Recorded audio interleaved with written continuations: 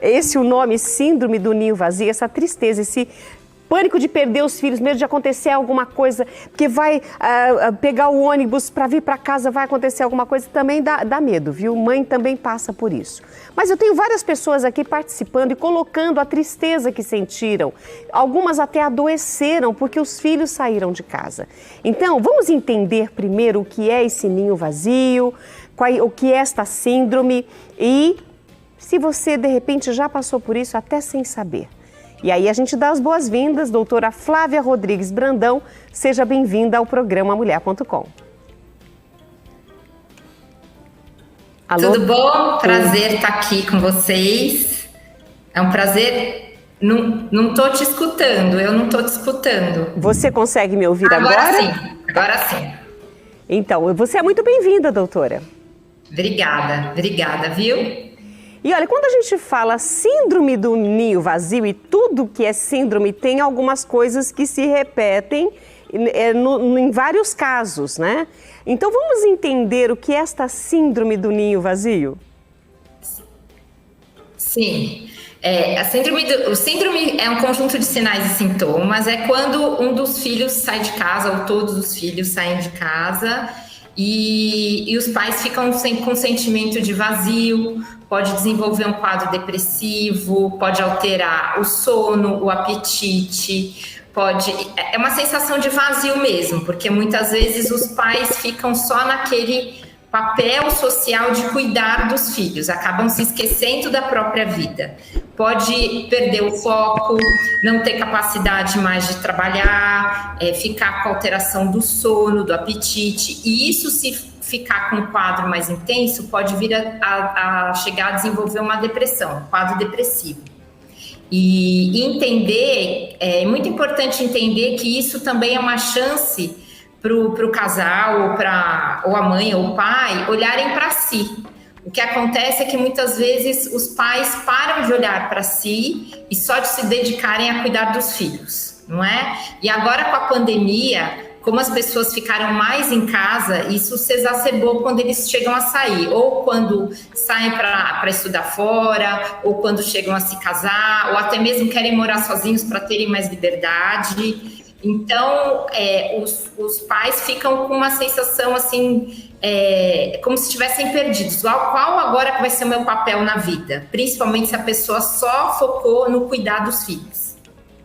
Olha, eu tenho aqui a participação da Maria Júlia Rosário, que ilustra bem isso que você disse. Ela colocou assim: boa tarde, Rita Maria. Meu ninho está vazio há anos. Minha filha foi para a Suíça há mais de 20 anos. Meu filho já tinha casado. Ainda ela coloca assim: pense.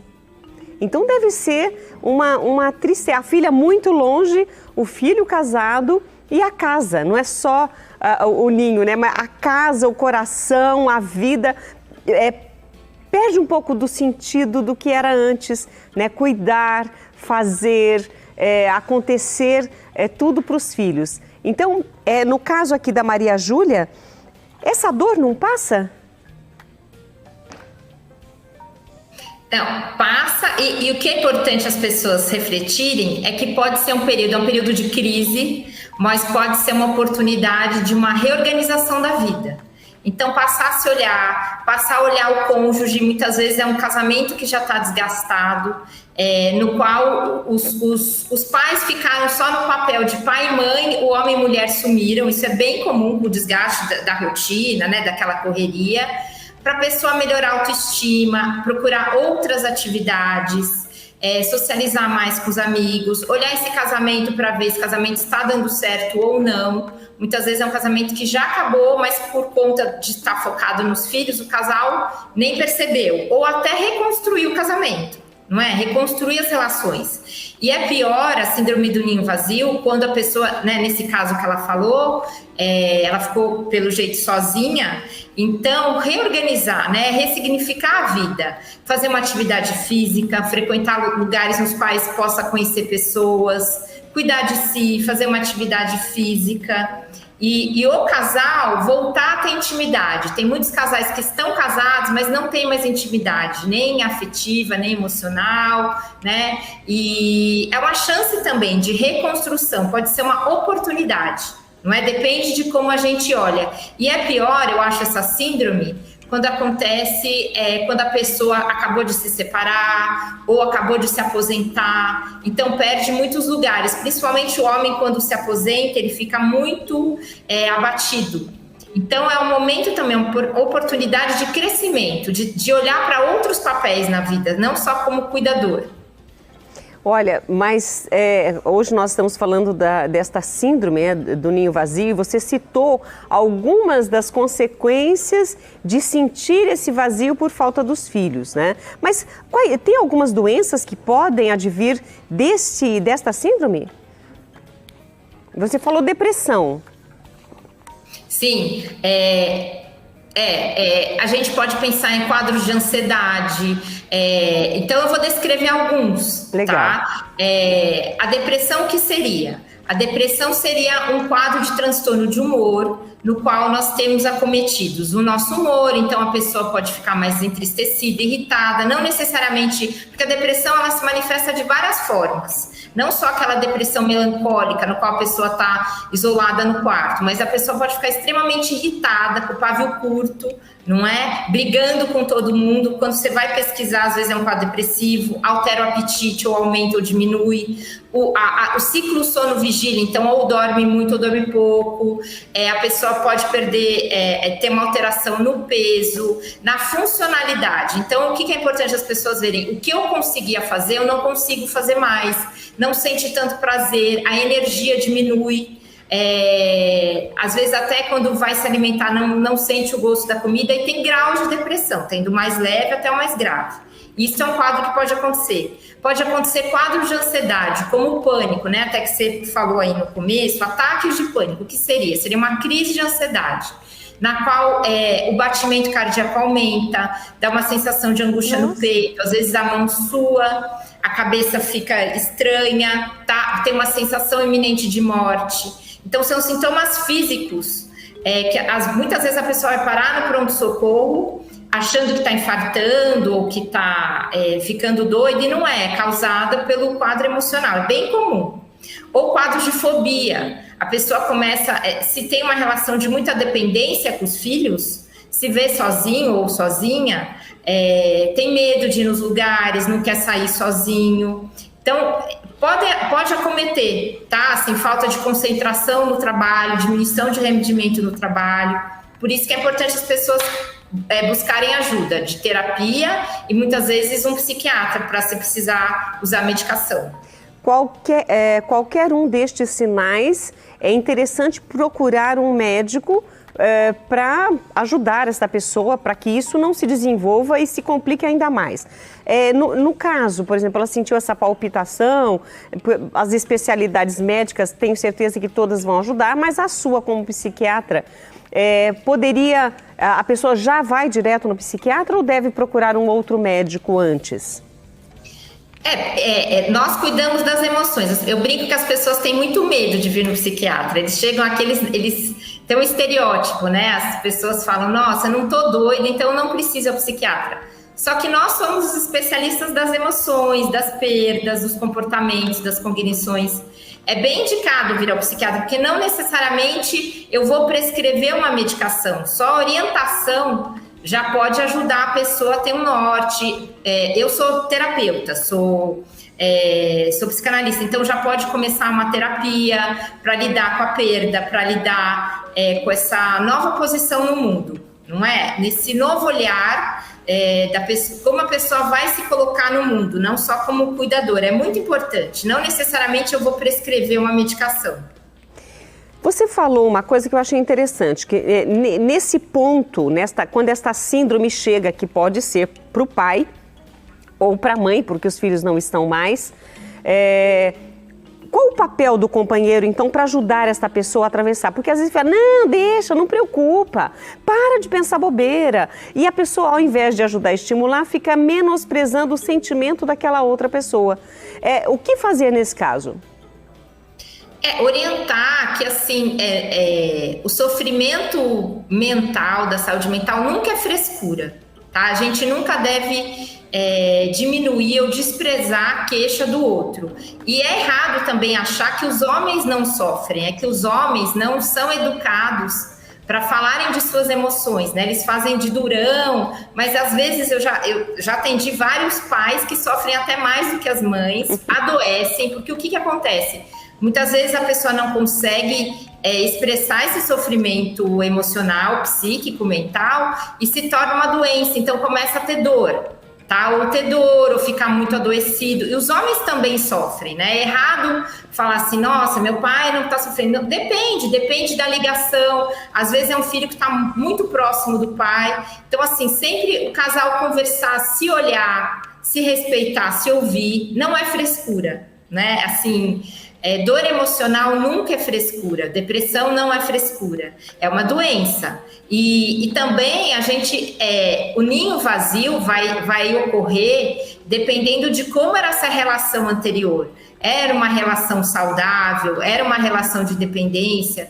E os pais também, é muito importante, os pais que estão nesse quadro de ninho vazio, muitas vezes não permitem com que os filhos saiam e voem ter a sua família. Às vezes casa e quer que o filho fique ainda vivendo uma vida de como se fosse solteiro. Isso também é errado. É claro que não vai perder o filho, não vai perder o contato, mas o filho precisa ter essa liberação dos pais, né, para poderem olhar para a sua família, porque eu vejo muito isso às vezes atrapalha. Então, o cônjuge, acho que o principal é ouvir, sem julgar, não é? A dor do outro, por mais que não entendamos, é sempre válida e cada um sente as perdas de uma maneira diferente. Não é? Para mim, um evento traumático pode significar algo, para você ser mais intenso, né? Vamos pegar o exemplo da pandemia. Cada pessoa reagiu de uma forma, em isolamento, a todas essas perdas que a gente teve. Isso é verdade. Doutora, nós falamos aqui, né, do apoio do cônjuge, mas os filhos também podem apoiar, principalmente quem não tem o cônjuge, ou porque estão separados, ou porque um dos dois faleceu, aquela pessoa se sente mais sozinha ainda. Os filhos também podem ajudar? Podem, e entender que é natural os pais sentirem essa saudade, porque saudade é algo bom, saudável. É que o ninho vazio é que a pessoa muitas vezes fica sem perspectiva. Ajudar os pais a terem outros caminhos. Então, assim, promover atividades na vida da pessoa, porque muitas vezes o que aconteceu é que a mulher ou o homem que casaram muito cedo e ficaram só com aquele papel, por exemplo, pegar um papel de mãe, né? Não sabe exercer outros papéis na vida. Então, assim, ajudar os pais a verem que eles têm outras capacidades e desenvolverem outras habilidades, não é? E olharem para si. Por isso que eu falo que é uma grande oportunidade para esses pais olharem para si, olharem para sua autoestima, olharem para as relações, tanto familiares quanto extrafamiliares, e criarem novas relações e saírem. Não é? Mas muitos pais são muito caseiros, não sabem, né, assim, nem sabem o que é interagir com outras pessoas. Os filhos podem ajudar nisso. Levarem para uma atividade, ou na igreja, ou no clube, ou na ginástica. E não cortar a relação total. Hoje nós temos a tecnologia, não é? Assim, ó, não pude ir aí no estúdio, mas estou aqui fazendo a entrevista pelo computador. Então, isso foi uma evolução maravilhosa, porque se você vê a pessoa, imagina dos nossos avós e bisavós que eram cartas que chegavam depois de 3, 4 meses, olha a diferença. Hoje o contato é na hora, isso ajuda muito a diminuir a saudade e a impressão de que o filho morreu. Não morreu, ele tá cuidando da vida, ele tá evoluindo. Isso é um ciclo da vida saudável. Só que também o que acontece é que, por conta de quadro econômico, de separações, muitos filhos também estão saindo mais tarde de casa. Eu brinco que tem alguns pais aqui que estão rifando os filhos, que às vezes não saem, né? É o contrário. Eu tava aqui para comentar isso agora. Eu falei, enquanto uns sofrem porque os filhos saíram de casa, outros sofrem porque o filho não sai de jeito nenhum. Exato. Tem uns que têm esse amadurecimento mais tardio, e com a pandemia isso aconteceu. Então, assim, os filhos que estavam mais... Eu percebo isso com meus pacientes. Os filhos que estavam mais distantes, com a pandemia, muitas vezes ou se separaram, ou começaram a trabalhar dentro de casa, e aí foi mais difícil essa separação. Mas entender que o filho, ele precisa também, é saudável ter essa independência, porque se fica nessa relação de dependência com os pais, isso também não é funcional. A gente é adulto, claro, é importante ter esse contato saudável com os pais, mas nós também precisamos ter a maturidade de decidirmos sobre a nossa própria vida, não é? Senão ficam adultos infantilizados, não é? Que nós vemos muito, não é? Às vezes as pessoas têm 40, 45 anos e estão morando com os pais, não é? Também não é saudável isso. Olha, doutora, eu queria fazer um fechamento do nosso tema da síndrome do ninho vazio, mas eu tenho aqui a Cibele Campos colocou assim, ó, Rita, aproveitando esse tema com a doutora, há efeitos se tomar êxodos na adolescência, 15 gotas para ansiedade? Bom, eu não sei se a senhora poderia orientar, no caso da adolescência, já começar com ansiolítico, algum ansiolítico? Olha, o Êxodos é o nome comercial, a medicação se chama escitalopram, é um antidepressivo do grupo dos inibidores de recaptação de serotonina. Não vai prejudicar, o remédio não prejudica, mas a gente precisa entender a indicação dessa prescrição. Não tem como eu falar se é adequado ou não o uso sem saber do quadro clínico, tá? Assim, a gente prescreve muitas vezes até para criança, porque há crianças que estão sendo acometidas por transtornos mentais, mas seria equivocado da minha parte, né, falar assim, está certo ou não, tá? É um antidepressivo, teria que conversar com o colega para entender a necessidade do uso da medicação. Doutora, uma última participação aqui para a gente fechar o nosso tema. A Jane Freitas colocou assim: eu fiquei doente quando minha filha começou a se arrumar para casar. Foi horrível. Ela foi morar no mesmo condomínio, no prédio em frente ao meu. Eu ficava esperando ela chegar da faculdade só para vê-la. Olha o sofrimento dessa mãe. Sim. Sim. Agora, para que isso não se complique, então, ao longo dos anos da ausência desses filhos, para que isso não se torne só uma dor, uma saudade, mas um problema físico e patológico, o ideal é cuidar. Como cuidar? A sua última orientação, por favor. É a pessoa não se esquecer, não é? Não se anular para ser pai e mãe. É entender que além do papel de pai e mãe, tem muitos outros papéis na sociedade, não é? Papel da profissional, da irmã, da amiga, da avó. É não deixar, é não se anular. Acho que é o principal. E se isso ocorreu, dá tempo ainda de ressignificar a vida, de ter outros significados, de usufruir da vida de outra maneira. Olha, doutora, eu quero agradecer demais sua participação conosco. Muito obrigada e até breve. Eu que agradeço, viu? Olha, nós estamos disponibilizando aí o contato da doutora Flávia e é claro que fica aqui. Se você tem dúvidas, tem mais participações aqui. A Maria Cecília disse, doutora, que ela já sofreu com a síndrome do ninho vazio. Quando o filho caçula se casou, foi horrível. A Maria Geralda Rocha colocou assim, comigo já aconteceu. A minha filha trabalha como enfermeira em Barbacena e eu estou em Mercês. No meu mapa mental aqui eu não consegui imaginar a distância, mas não deve ser perto, né? E tem várias outras pessoas colocando aqui de vários lugares do Brasil as suas dores, né? E fechando aqui, a Maria... Peraí. A Cidinha Dávila colocou assim: o dia em que as pessoas entenderem que qualquer pessoa pode sentir angústia, depressão, muitos problemas já estarão resolvidos. Duvidar do sentimento do outro só piora.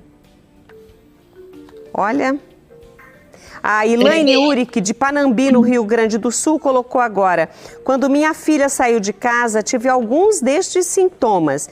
Me senti muito mal, mas hoje estou bem. Então, essas são algumas participações que a gente tem aqui. Mais uma vez, doutora, muito obrigada por estar conosco. Obrigada, foi um prazer, viu? Obrigada, eu que agradeço. E vem a próxima vez para experimentar o prato do dia. Sim, irei. Um abraço. Até lá, obrigada. Obrigada. Olha que delícia a gente poder conversar.